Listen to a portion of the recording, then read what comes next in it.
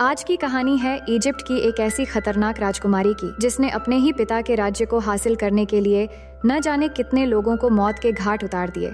लेकिन आखिर में उसका हाल कुछ ऐसा हुआ जिसके बारे में हम जानेंगे इस पूरी कहानी में।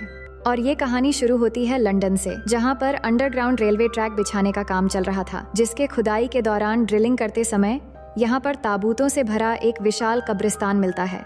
और ये बात न्यूज़ के जरिए पूरे इंग्लैंड में फैल जाती है और कहा जाता है कि लंदन शहर किसी वक्त एक विशाल कब्रिस्तान हुआ करता था, जिसके बाद उस विशाल कब्रिस्तान पर रिसर्च की जिम्मेदारी डॉक्टर हेनरी ले लेते हैं। जब डॉक्टर हेनरी वहां पहुंचते हैं तो वहां की दीवारों पर उन्हें इजिप्शियन भाषा में कुछ लिखा हुआ दिखता है, जिसे देखकर वो समझ जाते हैं कि ये कब्रिस्तान इतिहास के अब तक के सबसे बड़े राज को दुनिया के सामने उजागर करेगी।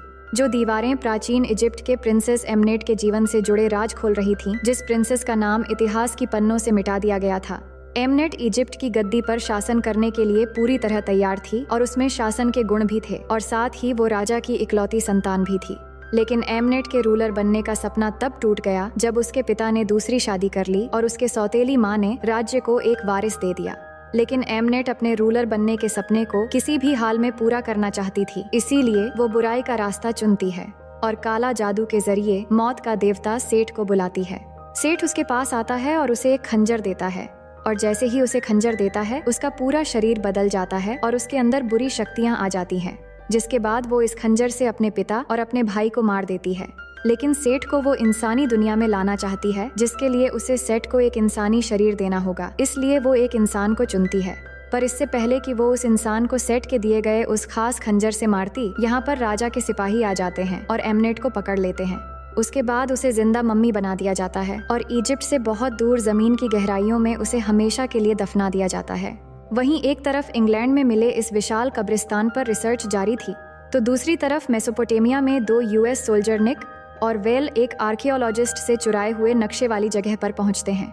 और यहाँ इन दोनों को इस जगह पर महंगे हीरे जवाहरात मिलने की आशंका थी। अब उन हीरे जवाहरात को हासिल करने के लिए जब निक और वेल वहाँ पहुँचते हैं तो गांव के अंदर दाखिल होते ही वहाँ के लोग इन पर हमला कर देते हैं, जिस हमले से वेल बहुत घबरा जाता है और वो यूएस आर्मी से हवाई मदद मंगवा लेता है। अब यूएस आर्मी की फायरिंग की वजह से हमला करने वाले लोग भाग जाते हैं, लेकिन इस फायरिंग से वहाँ की जमीन में एक बहुत बड़ा गड्ढा निकल आता है। तभी वहाँ आर्कियोलॉजिस्ट जेनी भी पहुँच जाती है, और ये वही आर्कियोलॉजिस्ट है जिससे निक ने वो नक्शा चुराया था। वो आकर निक को एक थप्पड़ मारती है और उससे अपना नक्शा वापस मांगती है, लेकिन निक साफ साफ मुकर जाता है। तभी जेनी देखती है कि यहाँ पर हमले के दौरान जमीन के नीचे एक बहुत बड़ा गड्ढा हो गया है, जिसे देखकर वो बाहर से ही अंदाजा लगा लेती है कि इसमें बहुत सारे कीमती चीजें मिल सकती हैं। जिसके बाद यूएस आर्मी के कर्नल ग्रिनवे जेनी को 2 घंटे का टाइम देते हैं उस गड्ढे पर रिसर्च करने के लिए।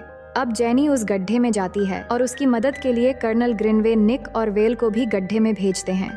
अब अंदर जाने के बाद निक के ऊपर मर्क्यूरी की बूंदें टपकती हैं, जिसे देखकर जेनी बताती हैं कि प्राचीन इजिप्शियन मर्क्यूरी का इस्तेमाल बुरी आत्माओं को कमजोर बनाने के लिए करते थे। इसके बाद वहाँ पर उन्हें मर्क्यूरी का एक पूरा कुआं मिलता है, जिसके आसपास देखकर ऐसा लग रहा था कि यहाँ पर किसी को कैद करके रखा गया है। अब जेनी वहाँ मौजूद चीजों को समझने की कोशिश कर ही रही थी कि निक वहाँ पर कुएं से लटकती रस्सी पर शूट कर देता है, और रस्सी के टूटते ही मर्क्यूरी की कुएं से एक बड़ा सा ताबूत निकल आता है। और इस ताबूत के निकलते ही अचानक वहाँ पर बहुत सारी मकड़ियाँ आ जाती हैं, जिसमें से एक मकड़ी वेल को काट लेती है। वहीं निक जैसे ही ताबूत की तरफ ध्यान से देखता है तो उसे एमनेट के विजन आने लगते हैं, और उस विजन में एमनेट निक से कहती है, तुमने मुझे आजाद किया है और मैंने तुम्हें चुन लिया है। तभी जेनी उसे वापस होश में लाती है, जिसके बाद सभी उस ताबूत के साथ वहाँ से एयरक्राफ्ट से निकल जाते हैं। अब एयरक्राफ्ट के अंदर सब ठीक ही चल रहा था, पर मकड़ी के काटने की वजह से वेल में कुछ बदलाव आने लगा था और वो धीरे धीरे एमनेट के वश में होता जा रहा था। इसके बाद अचानक वेल उठकर ताबूत के पास पहुंचता है, और जैसे ही कर्नल ग्रिनवे उसके पास पहुंचते हैं तभी वेल कर्नल पर चाकू से हमला करके उन्हें मार देता है।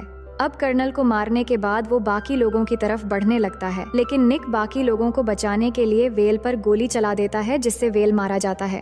तभी बहुत सारे कौवे एयरक्राफ्ट पर हमला कर देते हैं, जिससे एयरक्राफ्ट क्रैश होने लगता है। लेकिन एयरक्राफ्ट क्रैश होने से पहले निक जेनी को पैराशूट के साथ बाहर छोड़ देता है, पर वो खुद इस क्रैश में मारा जाता है। अब अगले सीन में हम देखते हैं कि जेनी को खबर मिलती है कि एयरक्राफ्ट के सारे लोग मारे गए हैं और उसे लाशों की पहचान के लिए मुर्दा घर में बुलाया गया है। मुर्दा घर में निक भी मरा पड़ा था, लेकिन तभी अचानक निक जिंदा हो जाता है और एयरक्राफ्ट क्रैश होने के बाद भी उसकी बॉडी पर कोई भी जख्म नहीं था। निक को समझ नहीं आ रहा था कि वो जिंदा है या फिर नहीं। तभी निक को वेल के आत्मा नजर आती है और वो वेल से पूछता है कि वो जिंदा है या फिर नहीं। तो वेल उसे कहता है कि तुम जिंदा हो, पर अब तुम पछताओगे कि काश तुम मर जाते। पर तब तक मुर्दा घर में जेनी पहुंच जाती है और सब लोग निक को जिंदा देखकर चौंक जाते हैं। वहीं दूसरी तरफ जिस जगह पर एयरक्राफ्ट क्रैश हुआ था, वहां पर जब पुलिस वाले पहुंचते हैं तो एक पुलिस वाला गलती से वो ताबूत खोल देता है जिसमें एमनेट की मम्मी थी। तभी ताबूत खुलते ही एमनेट एक एक करके सभी पुलिस वालों की ताकत अपने अंदर खींचकर अपने शरीर को दोबारा से जिंदा करने लगती है। वहीं इस तरफ मुर्दा घर से वापस आने के बाद निक थोड़ा अजीब महसूस कर रहा था। इसीलिए जेनी निक को समझाती हैं कि वो एक आर्कियोलॉजिस्ट ग्रुप के लिए काम करती हैं और जो ताबूत उन्हें मिला है उस पर लिखे मैसेज से ये पता चल गया है कि उस ताबूत में राजकुमारी एमनेट को कैद किया गया था, जिसका नाम इतिहास के पन्नों से मिटा दिया गया है। और अब आर्कियोलॉजिस्ट ग्रुप को एक खंजर की तलाश है जिस पर एक चमकता हुआ मणि लगा हुआ है और उसी खंजर से एमनेट सेट को दुनिया में लाने वाली थी। पर अब उस खंजर का वो मणि कहीं खो गया है। लेकिन कुछ दिनों पहले इंग्लैंड में खुदाई के दौरान जो विशाल कब्रिस्तान मिला है उसमें खंजर का वो मणि मिलने की आशंका है। अब इन सब बातों और एयरक्राफ्ट के हादसे को कनेक्ट करने के बाद जेनी को ऐसा लगता है कि उन लोगों ने देवता को शायद नाराज कर दिया था या फिर कुछ और गड़बड़ है। अब निक जेनी की बातों पर कंसंट्रेट नहीं कर पा रहा था क्योंकि उसे हर जगह वेल दिख रहा था। तभी निक घबराकर वॉशरूम में चला जाता है और उसे वहाँ पर भी वेल दिखता है और वो उसे कहता है कि हम दोनों अब श्रापित हो चुके हैं और अब हमें वही करना होगा जो एमनेट चाहेगी।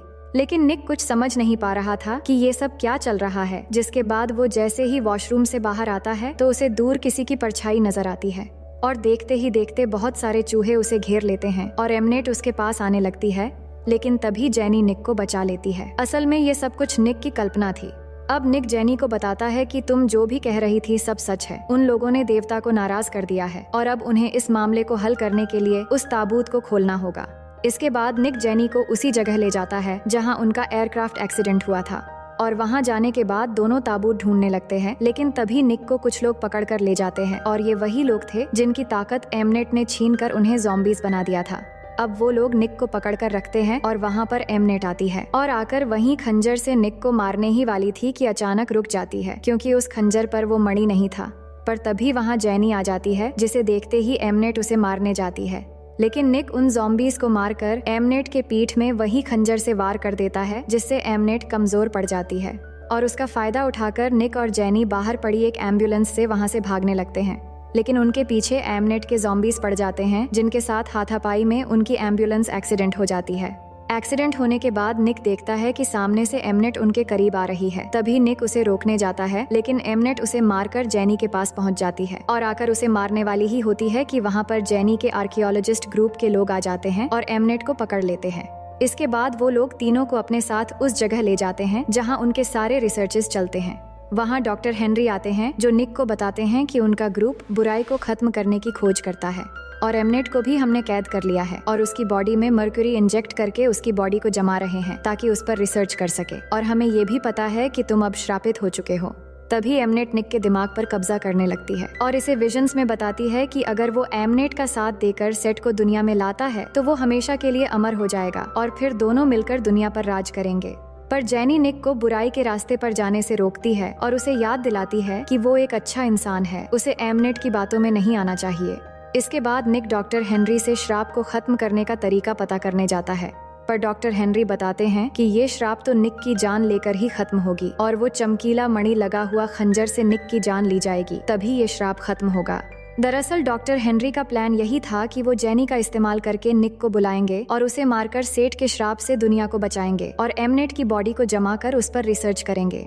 लेकिन जेनी को डॉक्टर हेनरी का प्लान पता चल चुका था, पर इससे पहले कि वो कुछ करते डॉक्टर हेनरी को उनकी बीमारी का दौरा पड़ जाता है।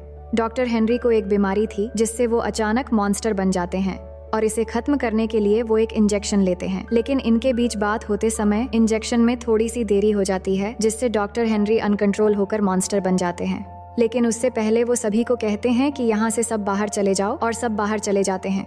लेकिन सिर्फ निक उनके साथ अंदर फंस जाता है और फिर डॉक्टर हेनरी उस पर हमला करने लगते हैं। इसी बीच खुदाई के दौरान मिले वो विशाल कब्रिस्तान से वो चमकता हुआ मणि मिल जाता है और ये बात एमनेट को पता लग जाती है और उस मणि को पाने के लिए एमनेट कुछ मंत्र पढ़ने लगती है जिसके उच्चारण से एक मकड़ी आकर डॉक्टर हेनरी के एक आदमी के कान में घुस जाती है जिससे वो एमनेट के वश में हो जाता है और फिर वो एमनेट के अंदर इंजेक्ट की जाने वाली मर्क्यूरी को रोक देता है, जिससे एमनेट फिर से ताकतवर होने लगती है और वो खुद को आजाद करके बाकी लोगों की ताकत लेकर वो मणि हासिल करने निकल जाती है। वहीं निक और डॉक्टर हेनरी के बीच जो लड़ाई चल रही थी, जहाँ पर किसी तरह निक डॉक्टर हेनरी को उनका इंजेक्शन लगा देता है और वो बचकर निकल जाता है। अब इसके बाद जेनी और निक मिलकर ये तय करते हैं कि वो उस मणि को किसी भी तरह तोड़ देंगे, क्योंकि अगर वो मणि टूट जाएगी तो एमनेट का वो रस्म नहीं हो पाएगी और ये श्राप भी टूट जाएगा। इसीलिए ये दोनों उस मणि को लेने के लिए भागते हैं। वहीं एमनेट अब पूरी तरह आजाद हो गई थी और पहले से बहुत ज्यादा पावरफुल हो चुकी थी। वो अपनी काली शक्तियों का पूरा इस्तेमाल करके निक को पकड़ने की कोशिश करती है और वो अब पूरे लंदन शहर को अपनी लपेटे में ले लेती है और निक का पीछा एक तूफान करने लगता है। डॉक्टर हेनरी के लोग भी उस मकबरे को बंद कर देते हैं जहाँ पर वो मणि है, क्योंकि एमनेट अब वहाँ आने वाली थी। अब इस तूफान के दौरान निक को फिर से अपना दोस्त वेल नजर आता है, जो उसे अपने साथ चलने को कहता है, क्योंकि वो जानता है कि मणि कहाँ पर है। वो निक को लेकर उसी टनल में आ जाता है जहाँ वो उसे बताता है कि मेरा काम अब पूरा होने वाला है, मैं तुम्हें एमनेट के हवाले कर दूंगा और फिर मैं आजाद हो जाऊंगा। तभी निक को जेनी की आवाज आती है जो उसके पीछे आ रही थी, लेकिन तभी निक की तरफ एमनेट की ज़ॉम्बीज बढ़ने लगते हैं। वहीं एमनेट उस मकबरे के बाहर आ जाती है और कब्र में सो रहे सभी लोगों को जागा देती है, जो बाहर आते ही सारे लोगों पर हमला कर देते हैं और जेनी पर भी एक मम्मी अटैक करने वाली थी, लेकिन निक उसे बचा लेता है और वो दोनों वहाँ से भागते हैं। अब एमनेट उस मकबरे के अंदर जाती है और उसे वो लाल चमकता हुआ मणि मिल जाती है और वो उसे अपनी खंजर पर लगा लेती है। वहीं निक और जेनी इस टनल से निकलने का रास्ता ढूंढ रहे थे, लेकिन उन पर एक मम्मी अटैक कर देती है और दोनों पानी में गिर जाते हैं। तभी निक उस मम्मी को मारकर जेनी को बचा लेता है, लेकिन वहाँ पर जेनी के पीछे एमनेट आ जाती है, जो जेनी को पानी के अंदर ले जाती है और निक भी उसे बचाने के लिए नीचे जाता है, लेकिन वो पानी के अंदर से जाते हुए लंदन रिवर के नीचे एक कब्रिस्तान में पहुँच जाता है, जहाँ पर उसे जेनी तो नजर आ जाती है, लेकिन उसके पीछे बहुत सारे ज़ॉम्बीज लग जाते हैं। लेकिन वो उनसे बचता हुआ जेनी को लेकर पानी से बाहर आ जाता है, लेकिन बाहर भी ज़ॉम्बीज थे जो निक को पकड़ लेते हैं। अब निक के सामने जेनी की लाश थी जो पानी में डूबकर मर गई थी। तभी वहाँ पर एमनेट आती है जो निक को फिर से अपनी बातों में फंसाने लगती है, लेकिन निक उससे लड़ने जाता है, पर एमनेट यहाँ निक को बहुत ही बुरी तरह मारती है। लेकिन निक फिर भी हार नहीं मानता और अब वो एमनेट से वो खंजर लेना चाहता था और वो फिर से हमला करता है, लेकिन इस बार एमनेट उसे पकड़ लेती है और वो उसे कहती है कि तुम मौत के देवता बन जाओगे, जिससे तुम मौत पर काबू पूरा पा जाओगे। लेकिन निक को तो बस एमनेट को खत्म करना था, तो वो उसे कहता है कि हम दोनों कभी एक नहीं हो सकते। जिसके बाद एमनेट उसे उठाकर पटक देती है, लेकिन इस बार निक चालाकी से वो खंजर ले लेता है और उस खंजर को जमीन पर मारता है, जिससे उस मणि में दरार आ जाती है। निक फिर से ऐसा करता उससे पहले एमनेट उसे रोकती है और उसे कहती है कि ऐसा मत करो, क्योंकि इसके टूटने से सब कुछ खत्म हो जाएगा और तुम देवता नहीं बन सकोगे। लेकिन अब की बार निक उसे ना तोड़कर खुद अपने सीने में मार लेता है और उसके बाद निक के अंदर सेट की पूरी शक्तियां आ जाती हैं। इसके बाद वो भी पावरफुल बन जाता है और एमनेट पर हमला कर देता है।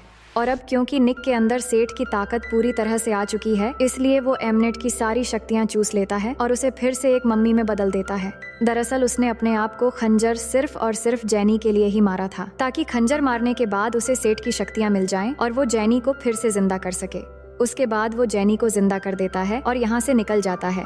अब इसके कुछ समय बाद डॉक्टर हेनरी यहाँ पर आते हैं, जो जेनी को बताते हैं कि हमें नहीं पता कि निक अपनी शक्तियों का इस्तेमाल बुराई के लिए करेगा या फिर अच्छाई के लिए। और अंत में हमें निक को इजिप्ट के रेगिस्तान में दिखाया जाता है, जहाँ उसके साथ उसका दोस्त वेल भी होता है, जिसको निक ने फिर से जिंदा कर दिया था।